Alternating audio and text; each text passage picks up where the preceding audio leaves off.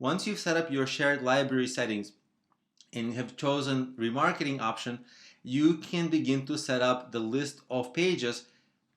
This video is brought to you by EpiPies Academy. That were visited, that you want people who visited those pages to come back to that page, or whatever other page you might want to funnel them to.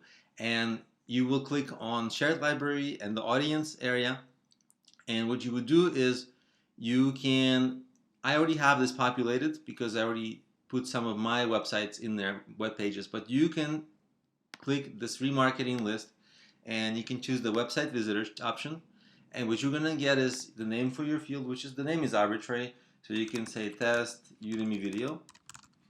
And the visitors to a page, the only interesting other option is that you can choose either just random visitors to a page that happen to visit it, or visitors of a page who did not visit another page. That makes it more specific that those visitors have a very specific interest in that particular page, and that excludes people who maybe they were browsing a lot of pages on your site and they just happen to have come across that one page that you want to retarget, but they don't necessarily have a strong interest in that particular page's topic. So this way you can exclude them. But for now, for this example's sake, let's just leave that.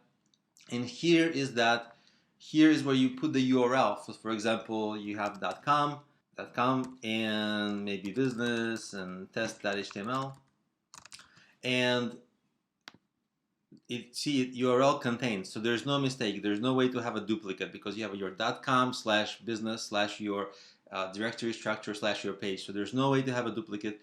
You can also set the duration of time, the days that you want to retarget people. At some point, people really just lose interest. So beyond 30 days, people probably moved on with their lives. But you can do this for a longer period of time if you'd like, and you can experiment that depending on your audience and depending on the type of interest. Different set of days might make sense. And when you're done with that, you can just click save, and you'll be taken back to the list of your audiences, and it will be all there for you to see. And in the next step, we're gonna go further in setting up our ads.